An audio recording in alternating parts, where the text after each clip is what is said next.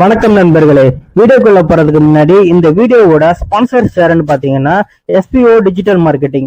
இது ஒரு online part time job company. எந்த ஒரு ரெஃபரல் செல்லிங் இந்த மாதிரி எல்லாம் இல்லாம ஒர்க்கை பேஸ் பண்ணி டிஜிட்டல் மார்க்கெட்டிங் பண்ணி சம்பாதிக்கக்கூடிய வாய்ப்பை ஏற்படுத்தி தராங்க. இதுல உங்களுக்கு இன்ட்ரெஸ்ட் இருந்தா ஸ்கிரீன்ல தெரிகிற இந்த 9994104160 என்ற வாட்ஸ்அப் நம்பருக்கு உங்களுடைய நேம் அண்ட் குவாலிஃபிகேஷனை சென்ட் பண்ணுங்க. ஸ்கிப் பண்ணாதீங்க. பெரிய தப்பு. தினம் 300 ரூபாய் சம்பாதிக்க அரிய வாய்ப்பு. இன்ஸ்டாகிராம், Facebook பயன்படுத்த தெரிந்தால் போதும். Content post and content publishing மூலமா தினம் 300 ரூபாய் சம்பாதிக்கலாம். இந்த வேலை செய்ய 5 நிமிடம் போதும். Work training support, group communication support, all language customer live chat support, முக்கியமா சொந்தமா ஒரு பிசினஸ் ஸ்டார்ட் பண்ற அளவுக்கு உங்களால கற்றுக்கொள்ளவும் முடியும், சம்பாதிக்கவும் முடியும். இந்த வேலை வாய்ப்பு வழங்குவது 5 வருடத்திற்கு மேல ரன் ஆகிட்டு இருக்க நம்ம தமிழ்நாட்டு company school of business organisation private limited. மேலும் விவரங்களுக்கு டிஸ்கிரிப்ஷன்ல கொடுத்திருக்க நம்பருக்கு வாட்ஸ்அப் பண்ணுங்க. வணக்கம் நண்பர்களே, welcome back to cinema Thedal. Latest தகவல்களை உடனே தெரிஞ்சுக்கணுமா? அப்போ நம்ம சேனலை சப்ஸ்கிரைப் பண்ணிடுங்க.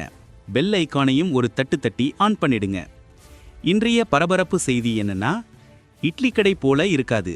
நடிகர் தனுஷின் புதிய இந்தி படமான தேரே இஸ்க்மேல அட்வான்ஸ் புக்கிங்கே இத்தனை கோடியா? முதல் நாள் வசூல் எவ்வளவு இருக்கும்? வாங்க பார்க்கலாம்.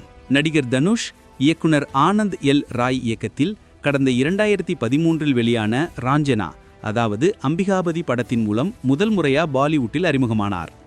அந்த படம் முதல் நாளே பாலிவுட்டில் மட்டும் 5 கோடி ரூபாய் வசூல் செஞ்சு பாக்ஸ் ஆஃபீஸில் சாதனை படைச்சது. அது மட்டும் இல்லாம கோலிவுட்டிலிருந்து ஒரு நடிகர் பாலிவுட்டுக்கு சென்று நடித்த முதல் படமே உலகளவில் சுமார் 100 கோடி வசூலை ஈட்டி சாதனை படைச்சது. அதைத் தொடர்ந்து அமிதாப் பச்சனுடன் இணைந்து பால்கி இயக்கத்தில் ஷமிதா படத்திலும் நடித்தார் தனுஷ். மீண்டும் ஆனந்த் எல் ராய் இயக்கத்தில் அக்ஷய் குமார், சாரா அலிகானுடன் இணைந்து அட்ரங்கி ரே திரைப்படத்திலும் நடிச்சிருந்தார். இந்த வரிசையில் 3வது முறையா ஆனந்த் எல் ராய் இயக்கத்தில் தனுஷ் நடிச்சிருக்கிற தேரே இஷ்க்மே திரைப்படம் நாளை, அதாவது நவம்பர் 28ஆம் தேதி திரைக்கு வருது. இந்தி ரசிகர்கள் இப்போவே டிக்கெட் புக்கிங்கில் சம்பவம் செஞ்சுட்டு வர்ற நிலையில இந்த படத்தின் முதல் நாள் ஓப்பனிங் எப்படி இருக்கும் அப்படின்னு ஒரு கணிப்பை இங்கே பார்க்கலாமாங்க. நடிகர் தனுஷ் இப்போ கோலிவுட்டை தாண்டி ஹாலிவுட், பாலிவுட், டோலிவுட்னு தனது சிறகுகளை விரிச்சு ஒரு பேன் வேர்ல்ட் நடிகரா மாறிட்டாரு. இந்த வருஷம் தெலுங்கு இயக்குனர் ஷேகர் கமுலா இயக்கத்தில் வெளியான குபேரா திரைப்படம் தமிழ்நாட்டை விட ஆந்திரா மற்றும் தெலுங்கானாவிலேயே நல்ல வசூல் செஞ்சு 100 கோடி ரூபாய் ஈட்டியது.